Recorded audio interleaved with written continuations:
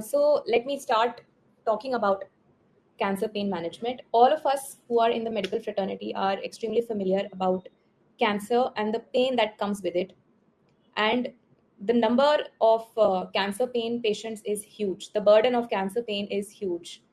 WHO has introduced a ladder for managing pain in cancer patients. It was introduced in the 1980s sometime, and it still holds true even today because these are the steps we follow when we are managing a patient who is suffering from cancer pain. It has three rungs, as you can see.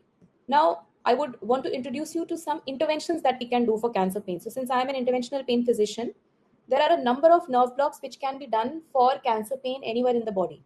Starting from head and neck, there is a ganglion called sphenopalatine ganglion, palliative care. I'm sure all are a very enlightened group of people and are aware about palliative care. Morphine addiction is the least of our concerns in cancer patients. Hello, thank you for tuning in. If you want to come back to this video later, just tap on the like button. It will save it to your like videos so it's easier to find. And don't forget to hit on the bell icon to get notified whenever we drop new content. Stay curious, keep learning, and see you on the inside.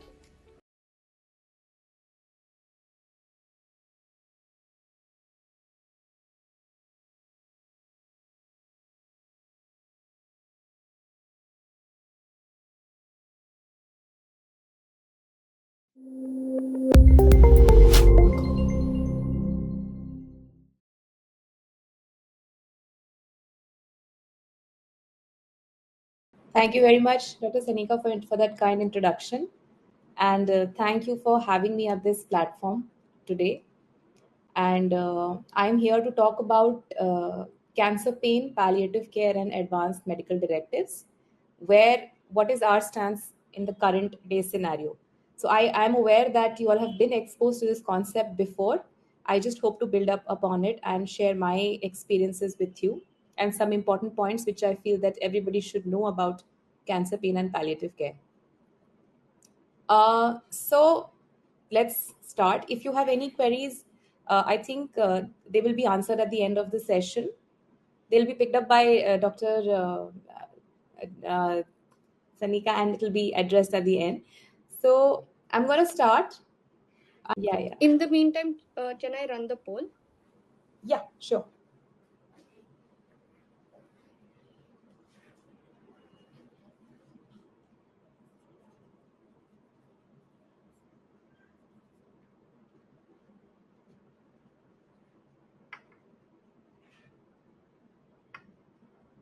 So I think you'll see on your screens the poll that has started. Please do vote whatever you think is the correct answer. Okay.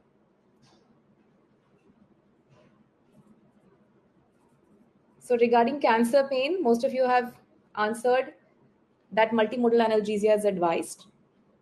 14% people feel that only opioids should be advised. And 21% feel that people have to bear the pain. Okay. We can move on to the next poll, doctor. So the second question is that opioids in cancer pain should be avoided due to the risk of addiction.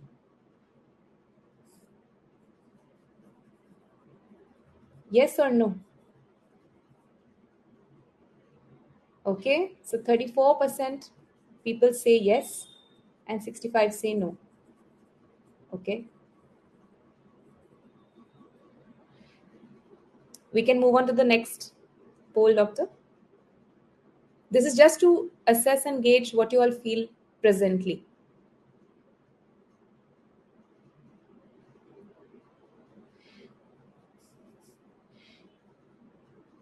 Okay, here is the next question.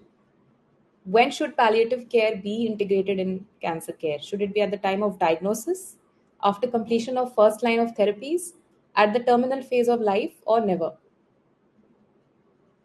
Okay, so 53% people say at the time of diagnosis, 19% say terminal phase, and 3% say never. Okay, We can move on to the last poll question.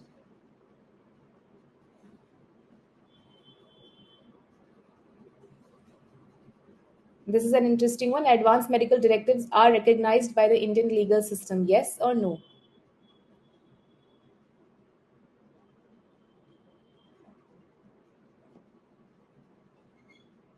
So a large number of you answered yes, which I'm happy to know. 10% say. All right.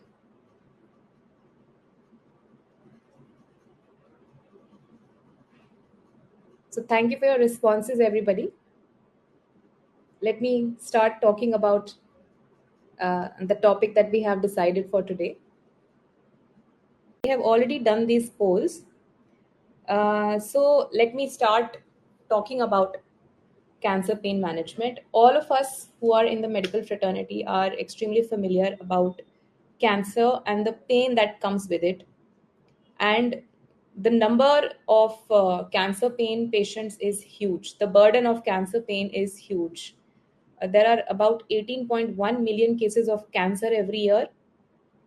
Out of them, 55% of patients who are undergoing treatment and 66% of patients who have advanced cancer suffer from pain. This is a huge, huge number of people who suffer this unpleasant sensation during the course of their disease.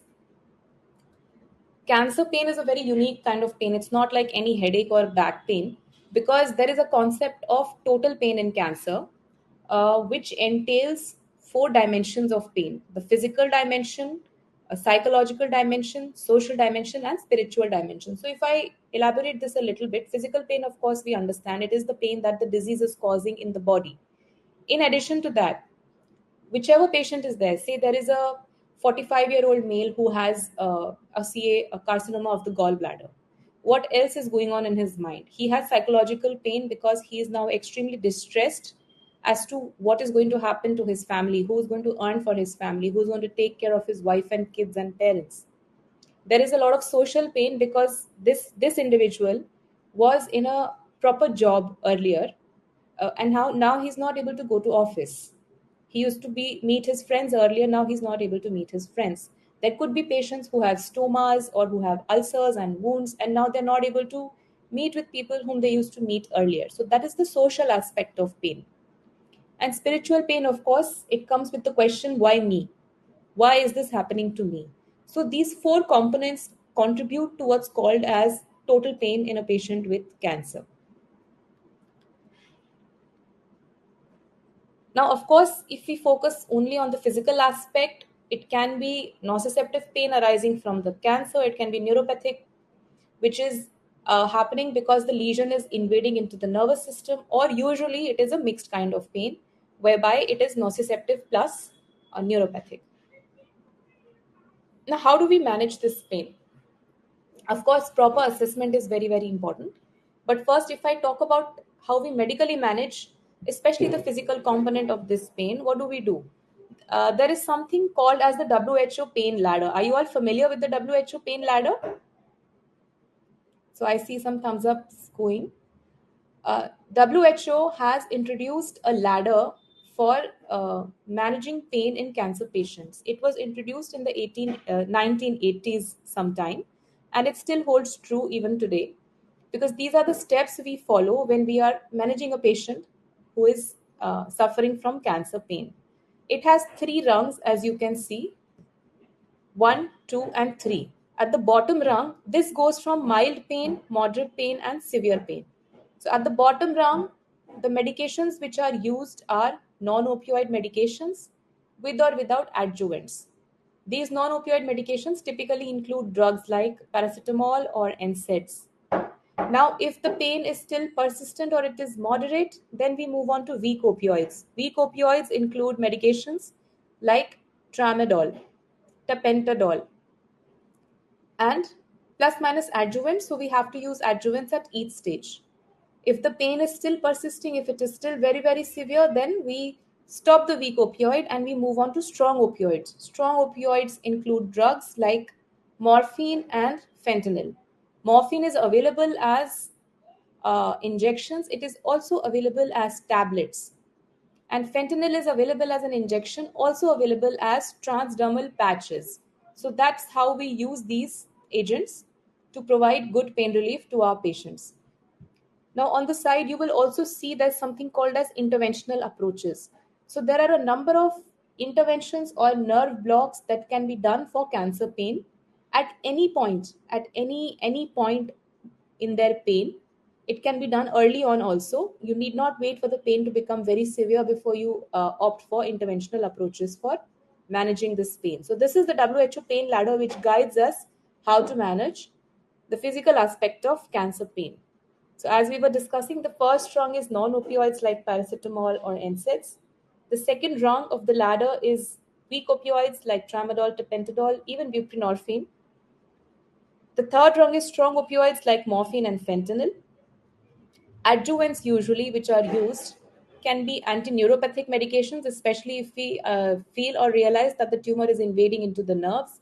They can be steroids, especially in case of skeletal metastasis, bone metastasis, liver capsular pain. Steroids help a lot in reducing the edema and thereby reducing the pain. Bisphosphonates are also used in especially in patients with skeletal metastasis. Now, I would want to introduce you to some interventions that we can do for cancer pain. So, since I am an interventional pain physician, there are a number of nerve blocks which can be done for cancer pain anywhere in the body.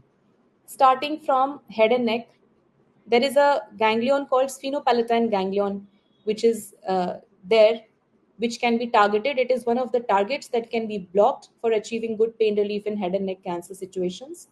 Glossopharyngeal is another culprit, which is usually involved in oropharyngeal carcinomas and typically presents when the pain is radiating into the ear. So, glossopharyngeal nerve is another one that can be blocked. Stellate ganglion, everybody remembers stellate ganglion lying very close to C6 at the level of C6. This is a sympathetic target that can be accessed easily by ultrasound and it can be blocked, thereby providing good pain relief in head and neck situations. Coming to the thoracic area, we use thoracic epidurals, we use intercostal nerve blocks. There is something called as the T2, T3 sympathetic nerve block, whereby we target the thoracic sympathetic chain with the help of needles and block this chain, thereby achieving pain relief. This is very useful, especially in situations in which there is significant pain radiating into the upper limbs. Now, if the patient has an upper abdominal cancer, for example, a pancreatic malignancy or a gallbladder malignancy or even liver malignancies, carcinoma stomach, we can use a block called celiac plexus block. Celiac plexus is a plexus which lies in front of the aorta and is the sympathetic plexus which carries all the pain, all the visceral pain from the upper abdominal area. So this can be targeted and blocked, thereby achieving very good pain relief in patients with upper abdominal cancers. Sometimes if the celiac plexus is not accessible or if it has been invaded by the tumor or there's no space there to perform the block, then we go more proximally and catch hold of the proximal nerves, which are called the splanchnic nerves. So these splanchnic nerves can also be identified, targeted, and blocked. If the cancer is in the pelvic area, there are plexus blocks like superior hypogastric plexus block. There is the ganglion impar block. These blocks can be offered to the patients. Now, how do we perform these blocks? Usually, all these nerve blocks are percutaneous interventions. So, whichever plexus or nerve I just spoke about, we identify them either under ultrasound guidance or under the guidance of a fluoroscope or the C-arm. There are certain landmarks which are identified, and then needles are inserted towards these nerves or plexuses accordingly. And then we proceed to perform the nerve block or we proceed to block these nerves. Now, if I do it purely for an anesthesia purpose, I would give only a local anesthetic. But if I target these nerves and I give purely a local anesthetic, the effect will be very short lived. So, what we have to do is we have to use agents which provide longer term pain relief. So, for that, in a cancer setting, we have the availability of absolute alcohol. So, instead of injecting a local anesthetic, pure local anesthetic, we inject alcohol. Alcohol causes a chemical neurolysis. It burns these nerves and plexuses, and it provides good pain relief for a period of 3 to 6 months. Now, if you want even longer pain relief for about 1 to 2 years, then we do a procedure called radiofrequency ablation. Again, it's the same. You just need to reach the nerve. After that, the tip of these radiofrequency needles, so we use needles only, and they have active tips. And by these active tips, we can deliver heat energy or thermal energy to the nerve, and we can burn it for a longer period of time, for up to even 1 to 2 years. So depending upon the patient, depending upon the cancer, the stage of the cancer, depending upon the life expectancy of that patient, we take this decision, and we can perform these various nerve blocks. So I have a case here. Dr. Sanika, will it be possible for some interaction at this point? I'll just go on. Yes, ma'am. Yes. Yeah. So I had kept a case here. I'm not sure how many people are dealing with cancer pain really, but I would look forward to some feedbacks from you.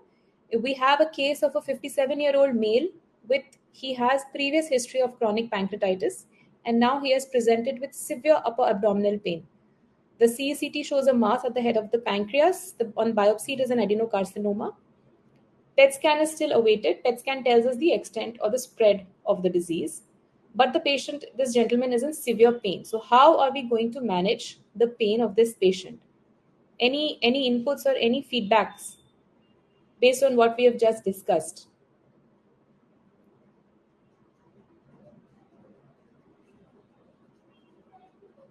Would anybody want to contribute as to how? So, okay, I will have to go to the comments and see. So, somebody says strong opioid, Dr. Ashok. Yes, that is correct. Splanchnic plexus block. Yes, that is also correct. Any other? Celiac plexus block. Dr. Sunil is saying yes. Dr. Suprabha also says celiac plexus block. Yes.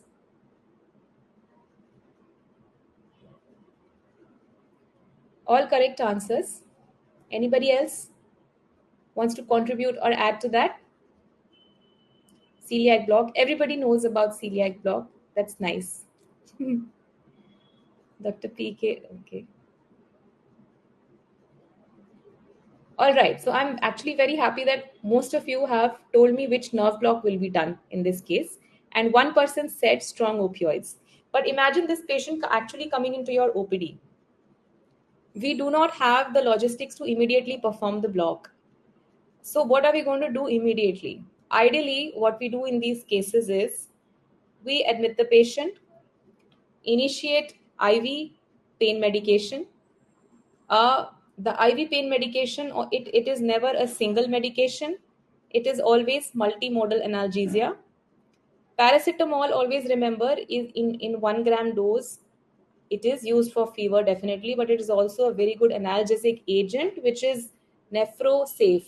So paracetamol is one which can be immediately started. Along with that, of course, we have to now, because the pain in this individual is severe, we have to start from the top rung of the WHO ladder and initiate morphine infusion.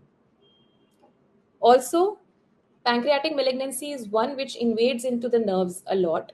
So we also initiate an antineuropathic agent like pregabalin at night. So if you see this kind of a prescription for a cancer patient, please do not think that this is polypharmacy. It is not. Because all these three salts or all these three medications that are written here are working in a conjoint way. This concept is called multimodal analgesia, that they're all working on different receptors of pain. Morphine has a different receptor, pregabalin has a different receptor, and paracetamol has a different receptor. So we can very well use a combination of these agents, very commonly used in a cancer situation, and thereby achieve good pain relief. Now, if this patient gets good pain relief on morphine, great. We can convert that IV dose into oral tablets. So another take home from this is that morphine tablets are available. A lot of people are not aware that morphine tablets are also available.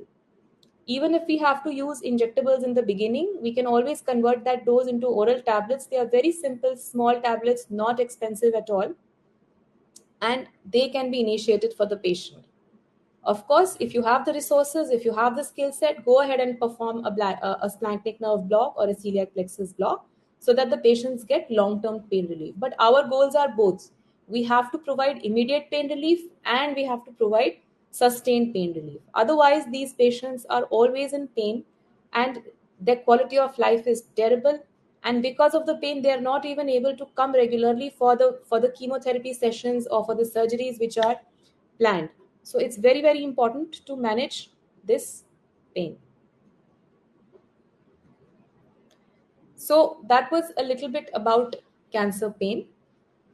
Moving on to the next section of today's conversation is palliative care. I'm sure all are a very enlightened group of people and are aware about palliative care. Okay, wait, before moving on to this section, so in the poll, I'm seeing that about 21% patients had said that if the patients have cancer, they have to be told that, look, you have cancer, you have to bear the pain. So I strongly, strongly disagree with that 21% of the people listening to this lecture. Cancer patients don't need to bear the pain. We have excellent modalities which can be used to make them pain free, almost pain free. A lot of them we can make achieve almost 100% pain relief, but more than 70 to 80% pain relief can be achieved in almost all patients of cancer, no matter what kind of cancer it is. So, this is especially to those 21% who said that just tell the patient bear the pain. Never tell your patient bear the pain. There's always a solution to reduce the pain. Another group of people regarding opioids, I would like to highlight here that about 34% people said that if we start strong opioids like morphine, then it leads to addiction. This is also a wrong notion. Morphine addiction is the least of our concerns in cancer patients. So, for example, if there are two people, one is a cancer patient and second is a 25-year-old student. So the cancer patient is taking morphine to reduce his pain. The 25-year-old student is taking morphine for recreational purposes. These two people are different. In the cancer patient, we will not worry about addiction at all. The addiction becomes a concern when young individuals use opioids for recreational purposes. That is why these drugs are under regulations. There is an act called the NDPS Act, which regulates how many tablets, how many injections, how many fentanyl patches can be dispensed. And it is under very strict regulation and can be prescribed only by specialists to minimize the addiction that these people who are not in pain will suffer from. But in a cancer situation, do not worry about any addiction potential of opioids. So that is one message that I wanted to make clear today. They have to be used in this subgroup of patients. Otherwise, why was that drug made in the first place? So be in favor of using morphine and fentanyl in cancer pain.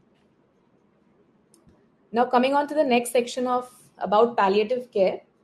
For palliative care, also in the polls, I had asked at what point do you think that palliative care should be introduced in the treatment trajectory. Almost half of you said at the beginning, which is the correct way of thinking, because the day a patient gets a diagnosis of a life-limiting illness, or the day the patient gets a diagnosis of a chronic illness which is eventually going to reduce his quality of life significantly and eventually lead to the end of life, palliative care should be integrated from day one. 19% people said terminally ill patients should get palliative care. There was also a section of people who said they should never get palliative care. I'm really curious to know why do you think that, why does anybody think that palliative care should never be offered to patients? Okay, there is a question in the middle, in between. Do we need any special license for morphine prescription? Yes, Dr. Mehul. We, in India, any doctor who has a training in pain management is licensed to prescribe opioids. there is a specific form which is called as the DD12 form, which is available. It can be prescribed only on that, and a strict number of, like, the number of drugs, the number of tablets or patches that you can prescribe is regulated quite strictly. But if you are any doctor with special training in pain and palliative care, you can go ahead and prescribe morphine. So yeah, before starting palliative care, again, I would want feedback from those people who said that never offer palliative care. What is palliative care? Okay, they're not owning up to it now.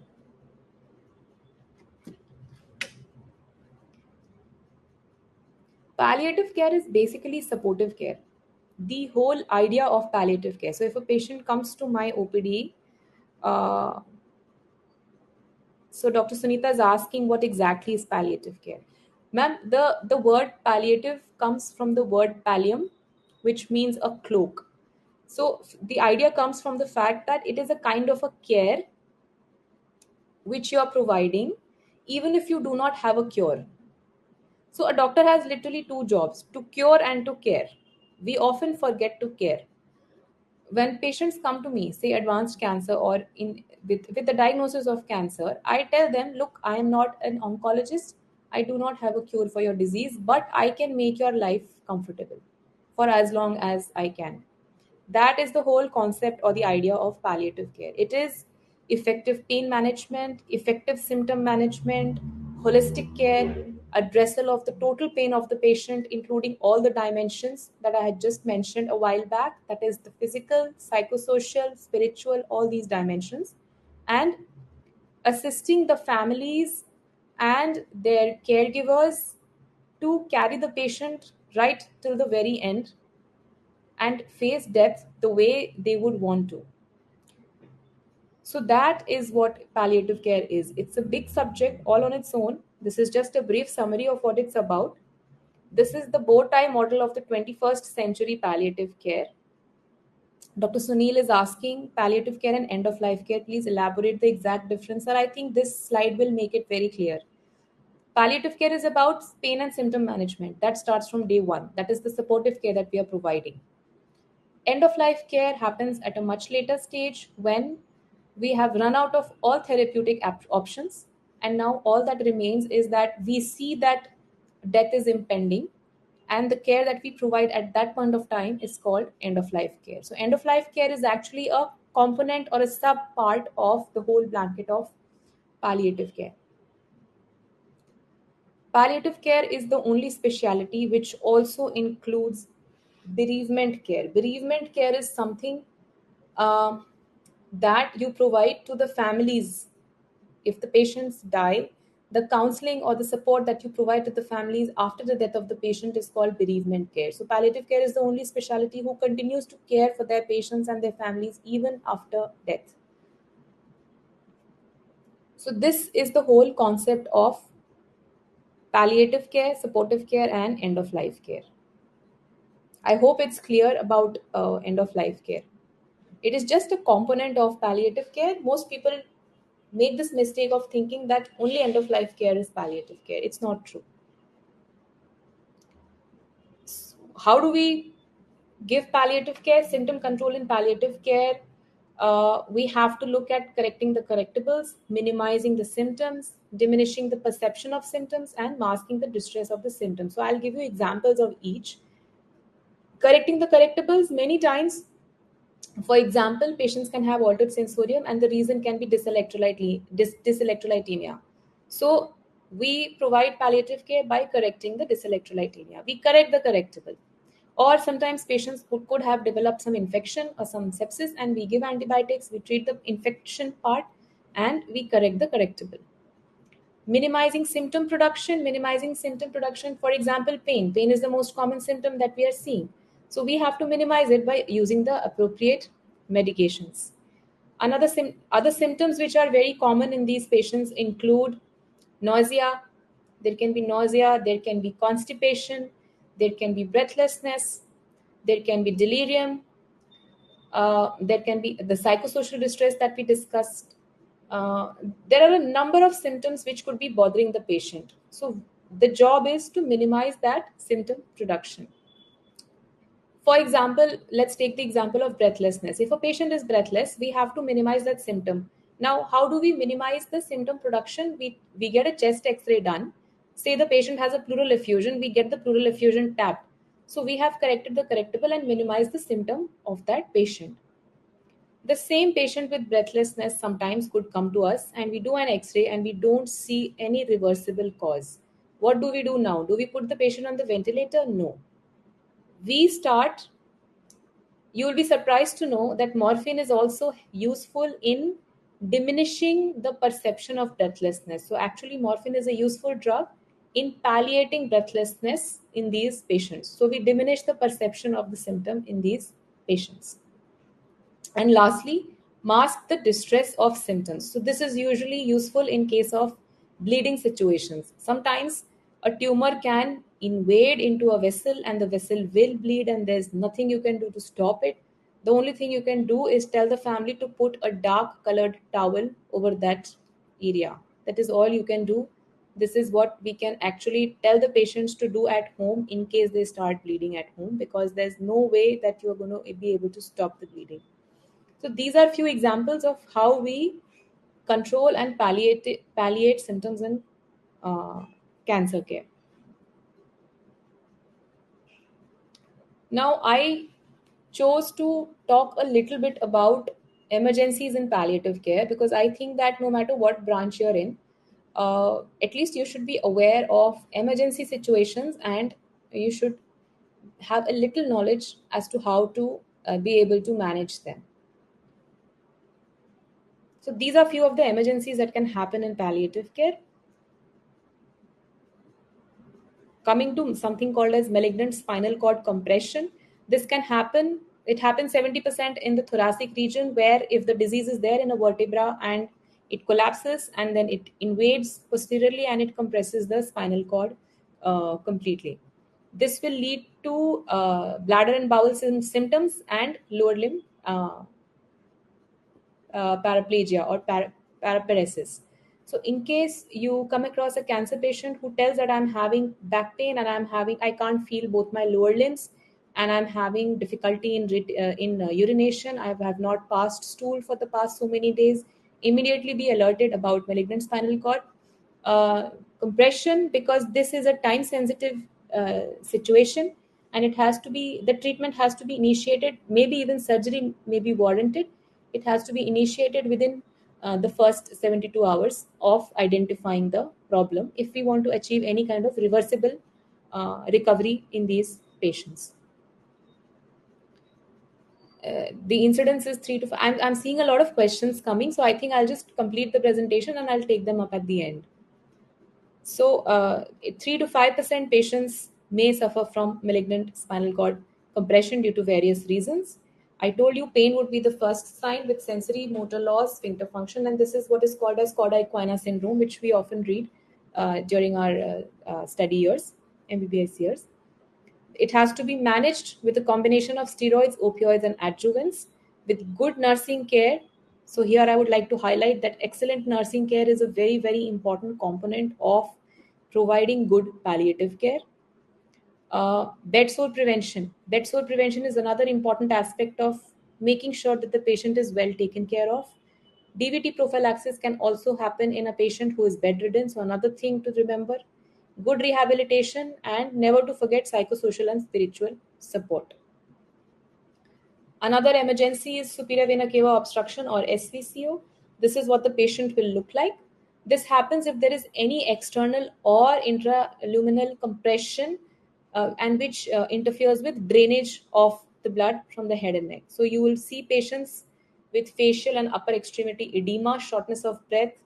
They can have chest pains, facial plethora, distended veins over the upper part of the body.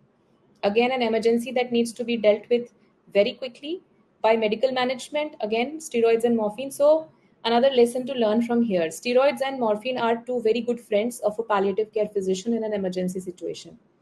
Sometimes, even immediate palliative radiotherapy has to be given to these patients, and rarely stenting of the superior vena cava may be required. Hemorrhage is another emergency that can happen. What do we do? It is very common in head and neck malignancies, pelvic tumors, or any fungating tumors which are near major blood vessels, because they are invading and growing and they are close to many major arteries. Especially the head and neck malignancies are very close to the internal carotid artery. And there's something called as a carotid blowout, which can happen in these patients if the tumor invades into the carotid artery. Like I was mentioning earlier, there's really nothing that you can do in case of a carotid blowout.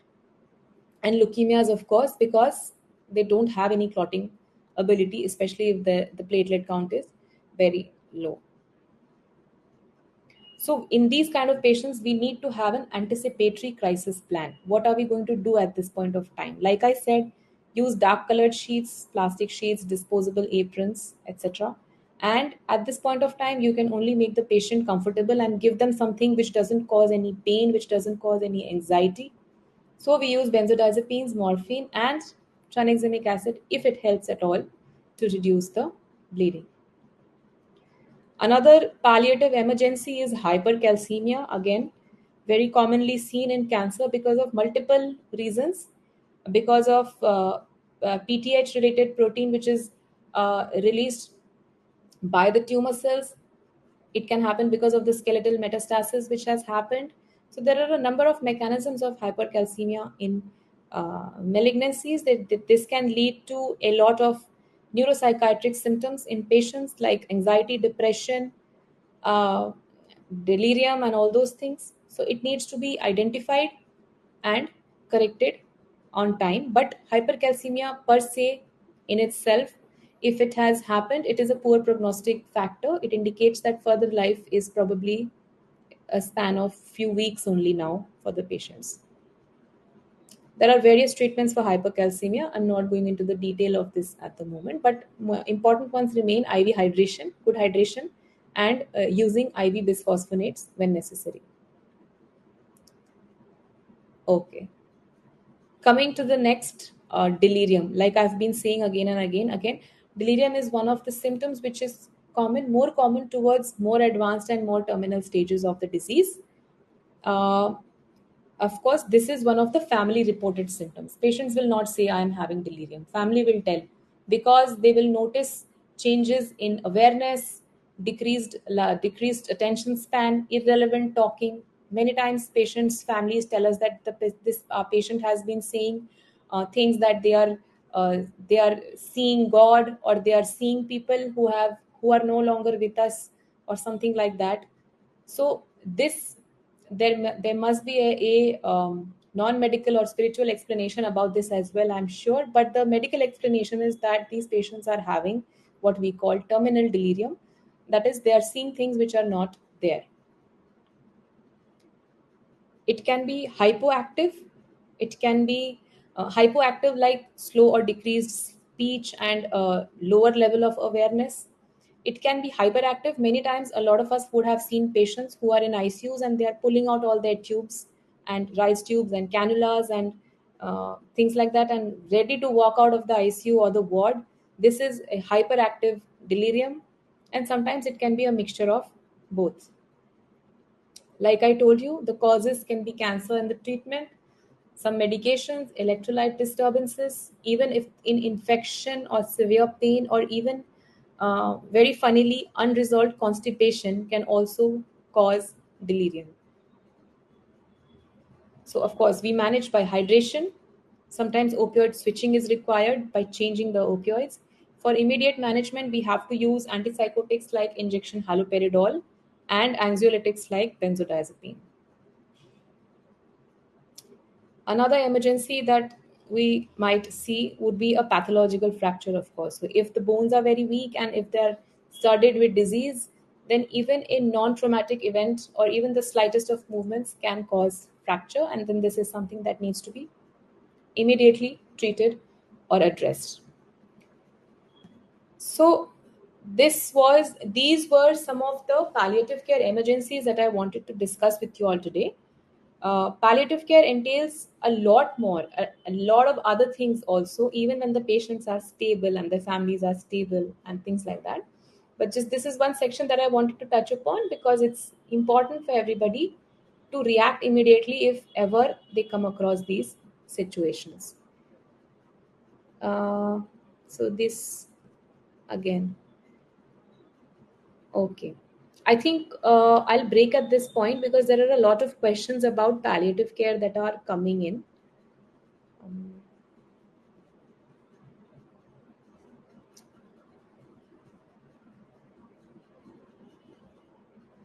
Dr. Sanika, I think we should take up these questions first. Yes, ma'am. Yeah, So we have. I'll start yeah, from the ones we've not answered yet. yeah. There's a question by Dr. Mehul Kumar. Do we need a special license for morphine prescription? Yes, I told you. So the NDPS Act, which is there by the government of India, it has a section which any institute that can dispense narcotics is called as an RMI, or a recognized medical institute. Now, to label a place as an RMI, they need the presence of a doctor, any doctor who has had training in pain and palliative care. They have not defined the duration of that training, but any doctor with training in pain and palliative care is licensed for morphine prescription. Yes. Ma'am, just a follow up question to the same one by Dr. Jacqueline Hmm. is whether narcotic can be purchased under surgeon or anesthetic prescription. Yeah, so my answer remains the same. So I am practicing in New Delhi. I have a colleague who is practicing in Karnataka. So sometimes these regulations vary with the state also, but the basic idea is that no matter what kind of a doctor you are, you have everybody has done MBBS before becoming a surgeon or becoming an anesthetist, right? But what you need to have, you can have a person who is a DM medical oncology also. Of course, he has had training in pain and palliative care, isn't it? But the basic requirement remains that you have to have had some kind of training in pain and palliative care to be able to issue narcotic medication. Yes, ma'am. Dr. Sunita Thomas is asking who decides the end of life care? Yeah, that's a very, very relevant question, Dr. Sunita. Who decides end of life care? It's never a single person's decision. It is decided, it ideally should be decided by the patient, because there is something called patient autonomy in palliative care. So that remains a very big, a very important component or aspect of palliative care. Whatever the patient is saying, you have to respect that first and foremost. So ideally it should be decided by a group which includes the patient, the patient's family, the patient's treating physicians, the entire team of the patients treating physicians. So if all of them are on the same page, then we can move ahead and uh, proceed towards end of life care. Usually in hospitals we have end of life care committees. That also includes the hospital administration, by the way. So the patient family, treating doctors, and hospital administration, all four should be on the same page, and then we can take the patient on the end of life care pathway. But in India, it's a very common scenario that patients don't know about their disease. So it is very common for families to not include the patients in the conversation. They will bring the patient in, talk to the doctor, send the patient out, and then ask their doubts separately. And sometimes they will walk into your chamber and they'll say, okay, fine, we have so and so patient with so and so problem, but please don't say the word cancer in front of them. They don't know. So, unfortunately, in India, we are not able to involve the patient in the decision making. Ideally, they should also be involved. Yes, ma'am. There's one last Yeah, question yeah, sure. before we continue with the discussion. Sure. Is can palliative care approaches be effectively applied to geriatric patients suffering from chronic neuropathic pain due to spinal nerve pathology, such as persistent perineal pain, even when the cause is non cancerous? This is a very important and relevant question. So, the palliative care is actually an approach. Palliative care can be provided by a general care provider or a palliative care specialist. Okay. So yes, you can always everybody should have a palliative approach. You have to palliate the symptoms no matter what.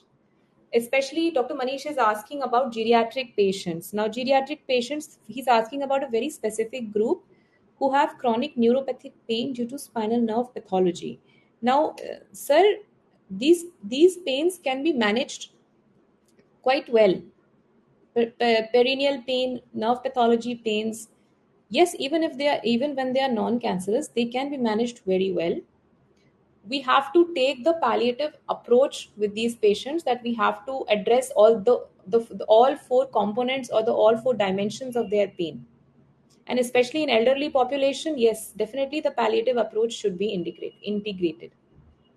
Palliative, definitely. End of life care, I won't say at this point, of course, that in a geriatric patient it's difficult to predict exactly.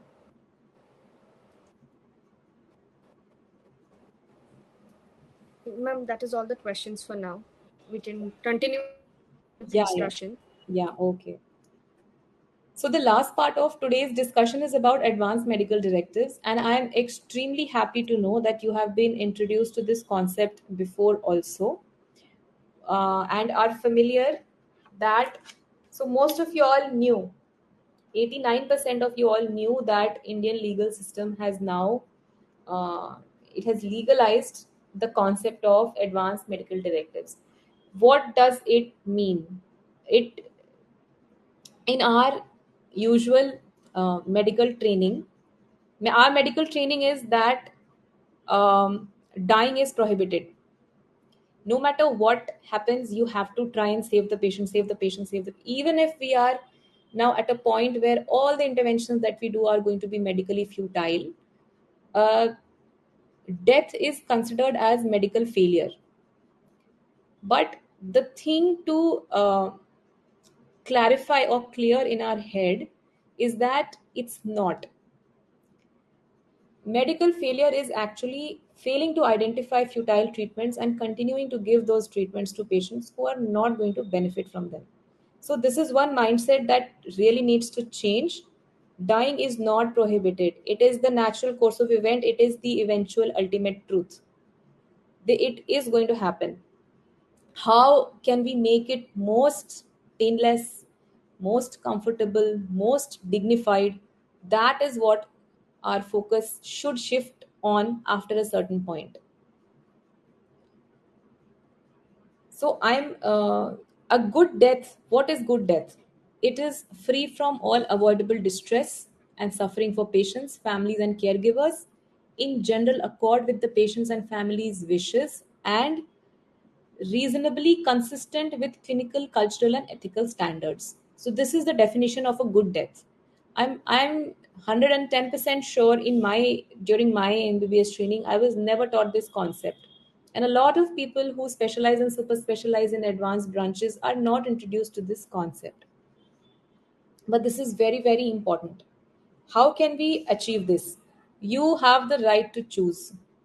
In India, it's a mindset that the default way to die, like the default is that if you're very, very sick and you're terminally ill, go to the emergency, go to the ICU, get you hooked to the ventilator, let them ventilate you, let them eventually your lungs have failed, so let them ventilate you, your kidneys have failed, so let them do hemodialysis, uh, do bedside hemodialysis, whatever, peritoneal dialysis, start inotropes, da da da, multi organ failure, and then the patient will die. So people are thinking, a lot of people think that that is the usual or that is the normal way to die. If we skip any step, we have failed the patient. That is wrong. If anybody individually is asked how would you like to die, they would choose the second picture over here. Nobody wants to be isolated from their family and be hooked to all kinds of tubings right before they exit from this world. This is a different situation when death is inevitable. It's better to be in the comfort, ideally the comfort of your home with your family, in a pain free way. Maybe you sleep and that's that. So you have the right to choose, and for the longest time this concept has been is being followed in the West for a long time, but for the longest time it has been completely ignored in India. but now we are in a golden period because the Supreme Court of India has really simplified the procedures to withhold life sustaining treatment, to withhold and withdraw life sustaining treatment for patients in whom it is medically futile. So, two, three words that I would want to highlight here. Questions already coming in about euthanasia. No, this is not euthanasia. Unfortunately, in all the blogs and news articles and everything, it has been referred to as euthanasia. Euthanasia can only be active euthanasia. Active euthanasia is that if the patient says that, okay, I want to end my life, and if it is medically indicated, you must have seen a couple of movies in which it is done. I think only Switzerland is the only country where it can be done. Uh, that is active euthanasia. Active euthanasia is not legal anywhere else in the world. And the word euthanasia should not be used for this end of life care. What we are actually talking about is withholding treatment or withdrawing treatment and providing end of life care. What is the meaning of withholding? Withholding means that suppose we are at a point where we see that the patients are on an oxygen mask in the room, in the ward, but now they are not maintaining saturation anymore. So we can withhold the next step.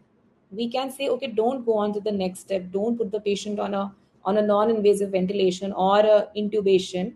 So we have withheld the next step which would have been recommended.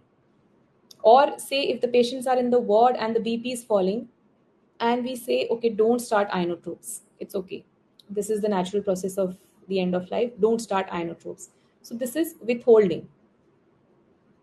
Whereas vis-a-vis withdrawing is that if the patient has already landed up in ICU and all the ventilator and everything has been put, and it has been 2 to 3 days, the patient is not recovering, and now the family says, okay, fine, just remove the ventilator. So that is called withdrawing. You will be surprised to know that the legal status of withholding and withdrawing treatment in India is the same. The doctor fraternity is not familiar with this at all. A large group of palliative care physicians in India have gotten together and they are now trying to create awareness about this at a large scale. You must have interacted with Dr. Smriti Khanna in your last session. I'm really glad that you did because she's one of the people who's pioneering this movement in India. But the important thing to know is that withholding and withdrawing both hold the same legal status in India. Uh, to execute this, what we need to do is that uh, in whichever hospital that you're working in, it should have a primary medical board and a secondary medical board. So the primary medical board usually constitutes the main primary treating team of the patient. So first, the primary treating team along with the patient's family needs to come to a consensus that, okay, this is it. We are now going to be on the end of life care pathway. Once they have approved this decision is forwarded to a secondary medical board. Secondary medical board consists of doctors or specialists or local government representatives from the district magistrate's office who are not directly involved in the patient care, but they have the power to agree or disagree with this decision. If they agree, then all you have to do is you have to inform the magistrate office that such and such decision has been taken. It holds true in the court. You're completely medical legally safe and you can go ahead and provide good end of life care to your patients.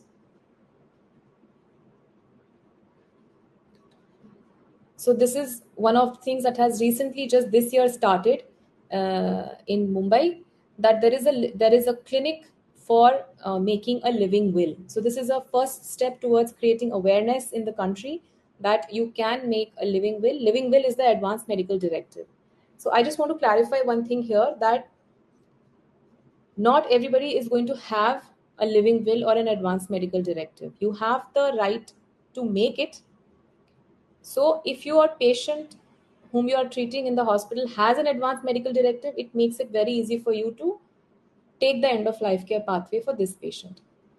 If even if there is no advanced medical directive or no living will with the patient, Still, these discussions can be initiated and patients can be taken up on the end of life care pathway after due discussions and after due paperwork and counseling. So, like I'm telling you, that it was already introduced since a long time, and in 2023, it has been significantly simplified for anybody to implement in their workplace. There are a lot of information brochures around that you can read about advanced care planning and medical directives. I'm not going to the detail because you just discussed this in your last session. The key takeaways are that it is legal and growing, procedures have been streamlined, adoption varies from state to state, and public facing initiatives are emerging to support the concept of advanced medical directives. Here are some of the resources that I wanted to share with you. There is a wonderful podcast that you can listen to. There's a lot of information about living will, and the website of Indian Association of Palliative Care also has a lot of resources which will help you to know more about advanced medical directives and end of life care in India. So I just want to conclude by saying that the art of living well and the art of dying well are one. And we have to help our patients as far as possible. Picture ourselves actually and think, do we want that choice? And if I want that choice, how can I give that choice to my patients as well? And work towards providing it to them. So, yeah, so that's that. That's all that I have to say today. Uh, are there any pending questions? Uh, Dr. Sanika, maybe we can take them. Yes, ma'am. There are a few.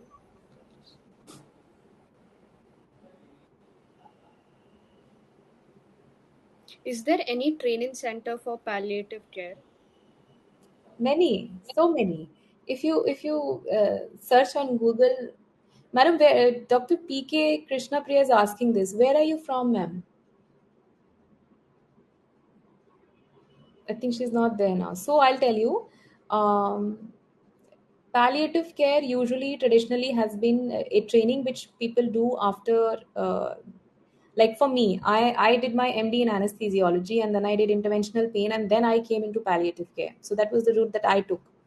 But since 2018 or 19, one of these years, few of the institutes in our country have started MD in palliative medicine. That MD in palliative medicine is there at AIMS New Delhi. It's there at Tata, Bombay. It's there at GCRI, Gujarat. Uh, there must be more places you should explore. And apart from that, there are a lot of fellowship trainings in palliative care. Uh, there is Institute of Palliative Medicine. There is Pallium India. So all these resources, if you Google it, you'll find a ton of palliative care training centers in India. Yes. Dr. Trishnapriya has answered. She's from Coimbatore. You're from Coimbatore, so you'll find a lot of wonderful places near where you live. Kerala is a wonderful state. The kind of palliative care that they do there is that model. If it can be replicated in all the states, it's going to be magic. Yes. There's another question by Dr. Sunil. DNE and DNR guidelines. Okay, what is DNE? DNI is there. Do not intubate. DNR is do not resuscitate.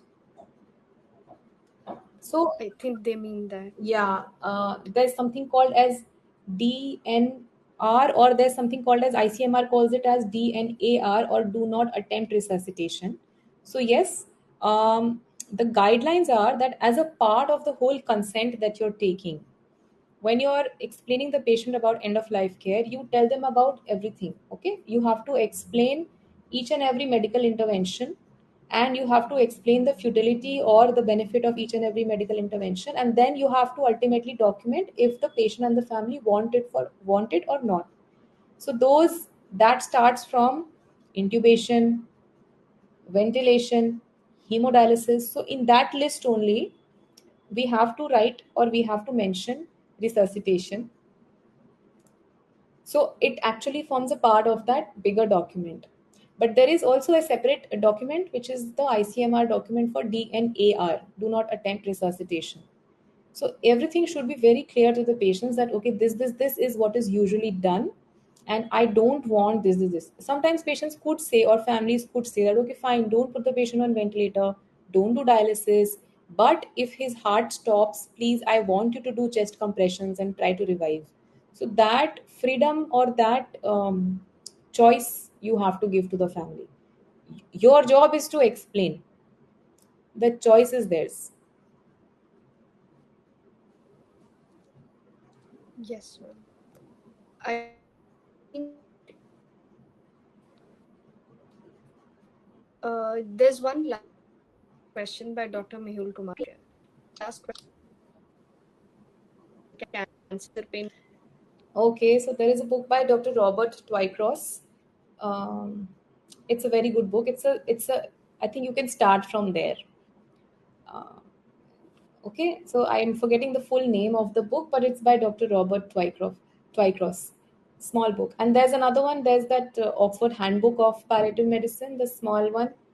You can start from there. I think those are a couple of uh, initial reading for you all, and then you can, if you enjoy it, then you can venture into bigger textbooks.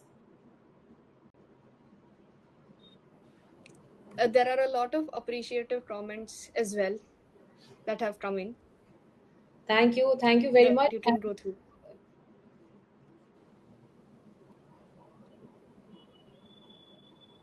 thank you very much everybody for being such patient listeners on a Monday evening at 10 o'clock. You're listening to this topic and taking interest and appreciating and actually realizing how important this is and how neglected it is. So at least I hope the people who have attended this session today will be more aware and alert about it, and will spread that awareness with their colleagues and with the community as well.